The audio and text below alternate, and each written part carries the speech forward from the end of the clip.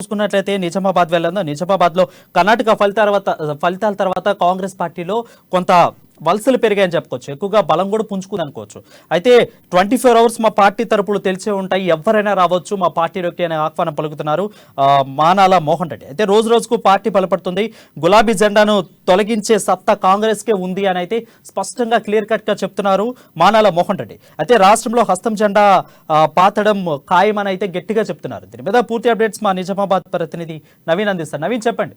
కర్ణాటక ఎన్నికల తర్వాత నిజామాబాద్ జిల్లాలో కాంగ్రెస్ పార్టీ జోష్ పుంజుకుంది. ముఖ్యంగా ఇటు ప్రభుత్వ వ్యతిరేక కార్యక్రమాలు చేయడంతో పాటు అనేక మంది వివిధ పార్టీలకు చెందిన నాయకులని కాంగ్రెస్ పార్టీలో చేర్చుకుంటూ ముందుకు సాగుతుంది. అయితే నిజామాబాద్ జిల్లాలో కర్ణాటక ఎన్నికల తర్వాత నిజామాబాద్ జిల్లాలో పార్టీ ఎలా ఉంది, దీనిపై మనతో మాట్లాడడానికి కాంగ్రెస్ పార్టీ జిల్లా అధ్యక్షులు మానాల మోహన్ రెడ్డి గారు ఉన్నారు. వీరు అడిగి తెలుసుకుని చెప్పండి, కర్ణాటక ఎన్నికల తర్వాత నిజామాబాద్ జిల్లాలో ఎలా ఉంది పార్టీ, ఎలా ముందుకు సాగుతుంది? కర్ణాటక ఎన్నికల తర్వాత అంతకుముందు పెద్దలు రేవంత్ రెడ్డి గారి పాదయాత్ర తర్వాత జిల్లాలో ఒక వాతావరణం, ఉత్సాహవంతమైన వాతావరణం క్రియేట్ అయింది. కర్ణాటక ఎన్నికల తర్వాత కాంగ్రెస్ పార్టీపై మరిన్ని నమ్మకాలు పెరిగి కాంగ్రెస్ పార్టీ ముందుకెళ్తుందన్న నమ్మకంతో ఈ మధ్య కాలంలో జరిగినటువంటి చేరికలు అందుకు ఒక నిదర్శనం.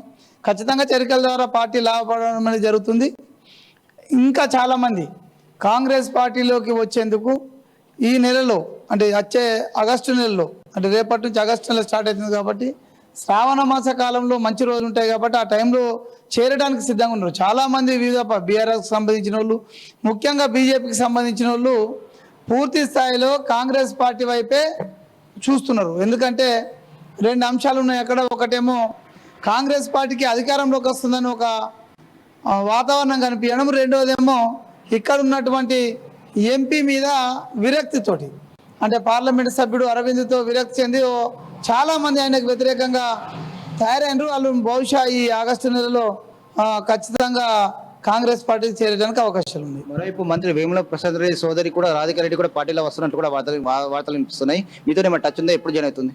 అంటే ఆమె వస్తాయనే వార్తలు పత్రికలలో, టీవీలలో ఇవ్వడం తప్ప ఆమె వస్తుందనే విషయం అయితే నాకు తెలియదు.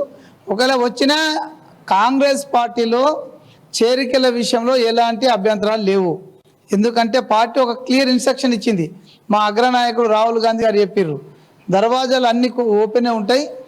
ఎవరైనా సరే కాంగ్రెస్ ఐడియాలజీ ఉన్నవాళ్ళు, అంటే కాంగ్రెస్ యొక్క సిద్ధాంతపరంగా నచ్చిన వాళ్ళు, సిద్ధాంతాన్ని పాటిస్తామనుకునే వాళ్ళు ఎవరైనా కాంగ్రెస్ పార్టీలో చేరొచ్చు.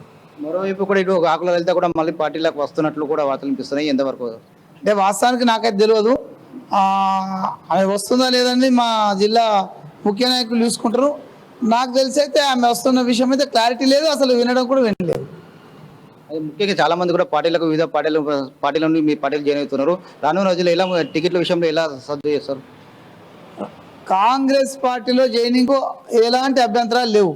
టికెట్ల విషయంలో క్లియర్గా ఓపెన్గా మా పిసిసి అధ్యక్షులు రేవంత్ రెడ్డి గారు కానీ మిగతా నాయకులందరూ చెప్తున్నారు ఒకటే, జనంలో ఉన్న వాళ్ళు, సర్వేలో ముందుకు వచ్చిన వాళ్లకు టికెట్లు ఇస్తామని చెప్తున్నారు.